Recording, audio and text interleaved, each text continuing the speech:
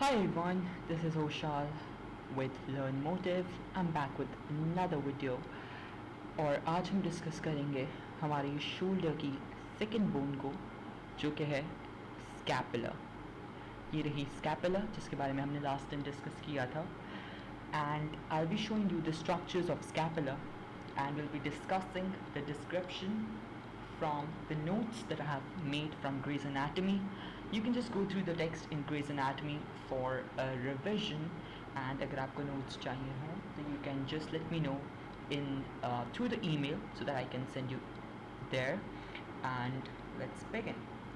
So the scapula is actually this triangular shaped bone जो कि आपके posterior साइड पर होती है, यानी कि आपकी बॉडी के पीछे की तरफ, एंड इसी के साथ कुछ मसल्स अटैच होते हैं that makes the posterior scapular region.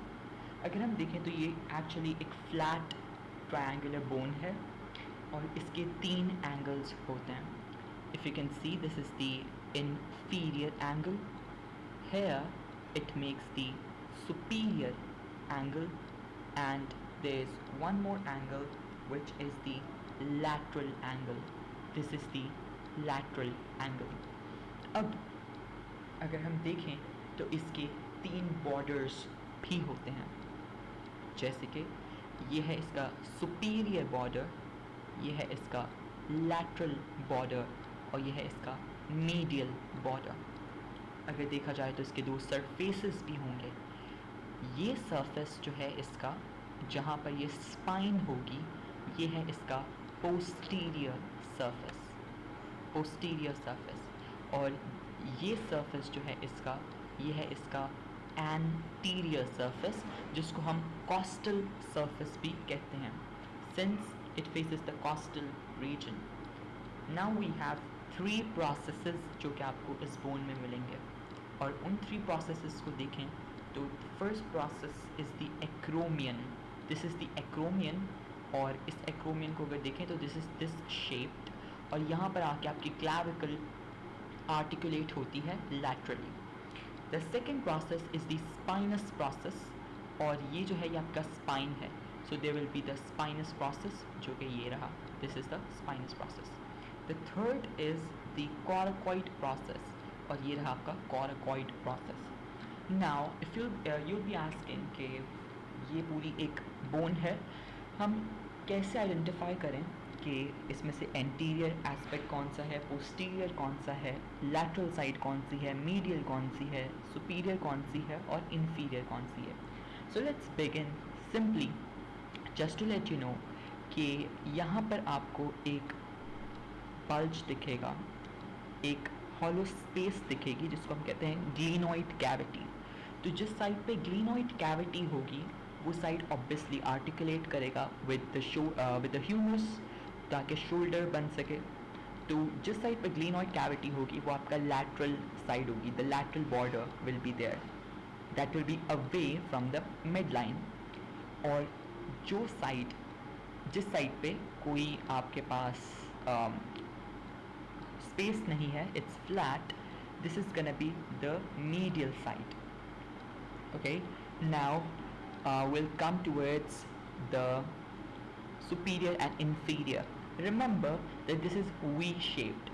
तो जहाँ पर V का vertex बनेगा, this is the inferior side, and the superior side is actually broader and it has different processes जो हमने अभी डिस्कस किए। अब आइडेंटिफाई करने के लिए कि कौन सी साइड हमारे पास पोस्टीरियर है और कौन सी इन्फीरियर एंटीरियर है, तो जिस साइड पर ये स्पाइन होगा वो साइड आपकी पोस्टीरियर साइड होगी, और जिस साइड पर स्पाइन नहीं होगा that will B divide of the spine, वो होगा आपका एंटीरियर सरफेस, क्योंकि यहाँ पे मसल अटैच होगा। ठीक है, तो that is the way you remember it. और अगर आपको स्टिल ये याद रखना है कि ये कौन से साइड की है, वन मोर इम्पॉर्टेंट पॉइंट कि किस साइड का स्कैपुला है, तो आप अपने हैंड में इसे होल्ड करेंगे और अपनी फिंगर को इस स्पाइन के ऊपर अलाइन करेंगे।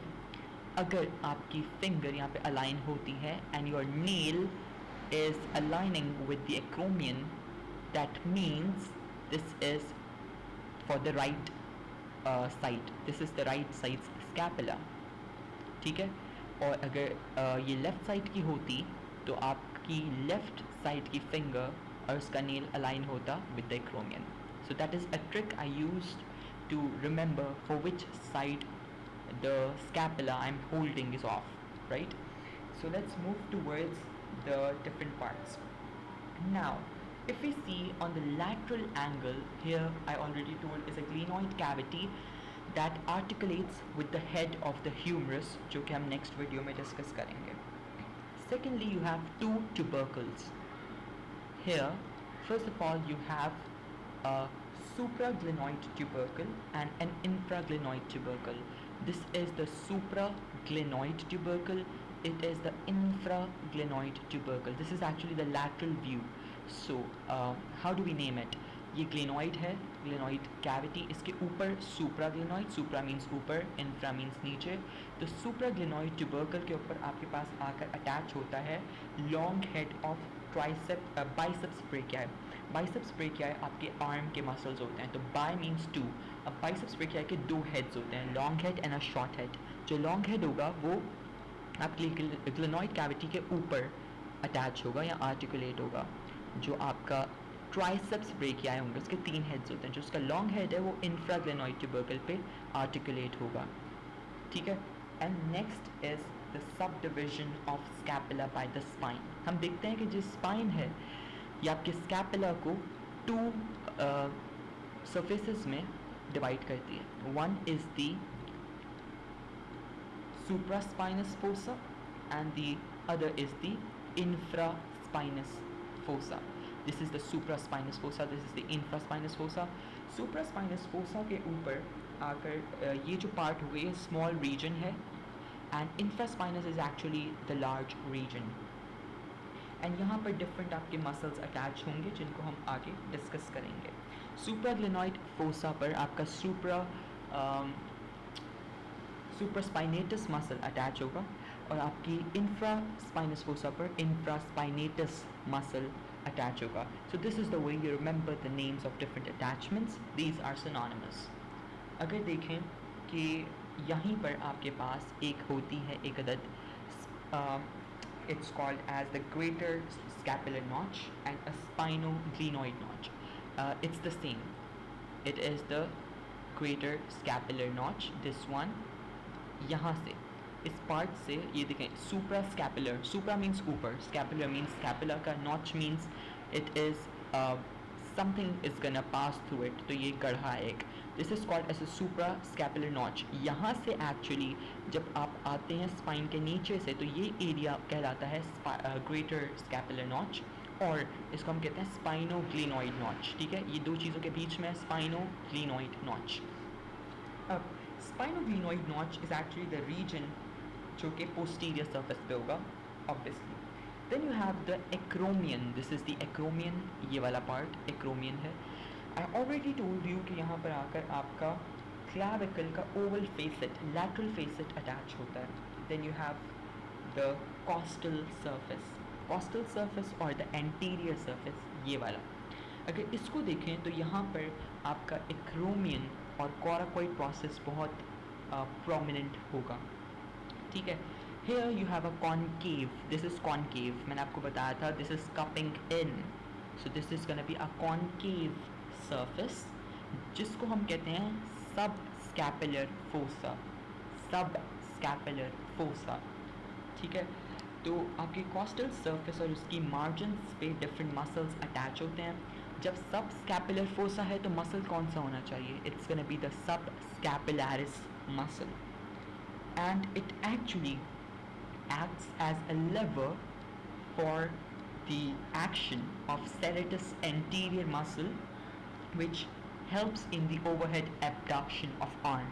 तो जब हम movement of arm पढ़ेंगे, movements को पढ़ेंगे तो हम तब इस चीज़ को further discuss करेंगे. Let's move ahead towards the borders.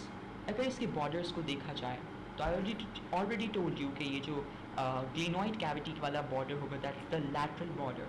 और lateral border होना चाहिए thick and strong for the muscle attachments. इसलिए क्योंकि जितने भी आर्म की मूवमेंट होगी वो सारी इस बॉर्डर पर होगी, so that has to be strong and thick. लेकिन अगर आप इसे हैंड में होल्ड करें और देखें कि जो मीडियल बॉर्डर होगा that's gonna be thin and transparent, ये पूरा हिस्सा ट्रांसपेरेंट होगा, थिन होगा, and it's gonna be towards the medial part. इसका मीडियल और जो सुपीरियर पूरा पार्ट होगा ये बेसिकली थिन और शार्प होता है कंपैरेटिवली। अगर देखा जाए सुपीरियर बॉर्डर को, अगर इसका सुपीरियर बॉर्डर को हम देखें तो here we have two things I already told you. One is the suprascapular notch. इस नॉच में से आपकी डिफरेंट स्ट्रक्चर्स पास होते हैं, that will be discussing later on. And the other thing to be discussed is the coracoid process. This is the coracoid process. So coracoid process basically एक अगर आपने देखा हो तो कौवे की जो चोंच होती है, the crow's beak, ये उससे याद रखा जाता है। So that's called a coracoid process. और it is a hook-like projection जो कि आपके clavicle से at some point attach होती है, ठीक है।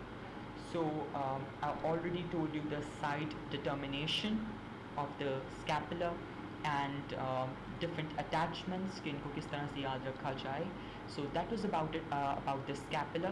Now let's move ahead and discuss the acromioclavicular joint. हमने last video में sternoclavicular joint को discuss किया था. Now we'll be discussing the acromioclavicular joint. This is the acromioclavicular joint. अगर इसमें देखें हम तो here we have, this is the clavicle and this is the scapula. So हम इसमें देखेंगे कि कहाँ से क्या चीज़ अटैच होती है। फर्स्ट ऑफ ऑल हम देखें तो एक्रोमियोक्लैविकुलर जॉइंट एक स्मॉल जॉइंट होता है। It is a small synovial joint, क्योंकि इसमें भी साइनोवियल फ्लूइड होगा। It will be strengthened by different ligaments as well. और यहाँ पे आकर आपका जो एक्रोमियल एंड है आपके क्लैविकल का, वो अटैच हो जाता है with acromion of the scapula and both have the Oval faces.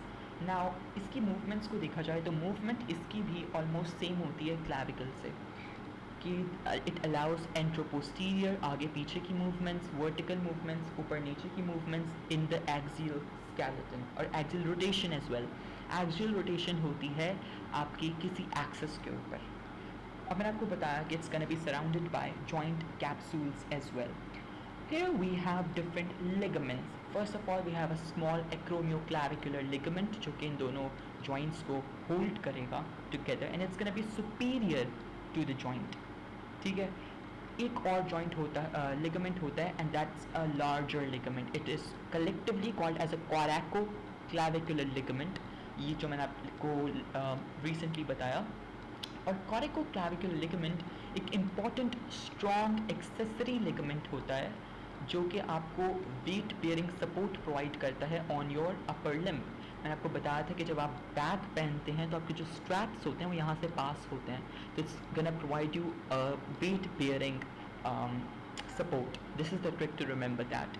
अगर आगे देखा जाए तो कोराकोइड प्रोसेस जो है स्कैपुला का और क्लैविकल, ये जो कोराकोक्लैविकुलर लिगामेंट होता है ये इसके बीच का डिस्टेंस को कवर करता है। और ये जो दो आपके लिगामेंट्स हैं, यानी कि मैंने आपको बताया था कि देयर इज अ कॉनॉइड ट्यूबरकल, तो कॉनॉइड ट्यूबरकल के ऊपर कॉनॉइड लिगामेंट होता है और ट्रेपेजॉइड रिज के ऊपर ट्रेपेजॉइड लिगामेंट होता है। तो ये दो लिगामेंट्स मिलकर कोराकोक्लैविकुलर लिगामेंट बनाते हैं, starting from coracoid process to the clavicle. And इनको देखा जाए तो जो ट्रेपेजॉइड लिगामेंट होता है ये एंटीरियर होता है आपकी बॉडी के, यानी कि टुवर्ड्स द एंटीरियर सरफेस, ये एंटीरियरली अटैच होता है। लेकिन अगर हम कोनॉइड ट्यूबरकल को देखें, this is called as a posterior conoid ligament, क्योंकि ये कोनॉइड ट्यूबरकल से पोस्टीरियरली अटैच होता है। So that was about the scapula and the acromioclavicular joint. जो पार्ट्स हमने क्लिनिकल्स में छोड़े थे towards the clinicals for clavicle, हम उनको भी देख लेते हैं ताकि वो यहाँ पर कवर हो जाएंगे। So that is just a revision कि मैंने आपको बताया था कि जहाँ पर एक्रोमियल एंड होता है क्लैविकल का, वो डिसलोकेट हो जाता है towards the acromioclavicular joint due to any trauma. और आपका जो आउटर थर्ड पार्ट होता है क्लैविकल का, वो स्कैपुला से जुड़ा होता है बाय कोराकोक्लैविकुलर लिगामेंट। तो यहाँ पर आपके डिफरेंट जो फिब्रस जॉइंट कैप्सूल्स हैं they can get tear torn sorry, and जो लिगामेंट्स होते हैं वो भी टॉर्न हो सकते हैं, जिसकी वजह से आपका एक्रोमियोक्लाविकुलर सेपरेशन देखी जा सकती है। और सिवियर ट्रॉमा की वजह से मैंने आपको बताया था कि क्लैविकल ऊपर की तरफ हो जाएगा, ये पार्ट नीचे की तरफ हो जाएगा, that will be called as elevation of the clavicle और द अपवर्ड सबलक्सेशन। सबलक्सेशन का मतलब होता है किसी चीज़ का या किसी बोन का स्लाइटली डिसलोकेट हो जाना ऊपर की तरफ। So that was about it. If you have any questions, you can just drop them down in the comment section. I'll try my best to get them solved. If you just want to have the notes, you can email me so that I can provide you there. अगर आपको video अच्छी लगी तो just like, share, comment down and do subscribe the channel for the further videos. Thank you so much. Take care and until next time. Bye bye.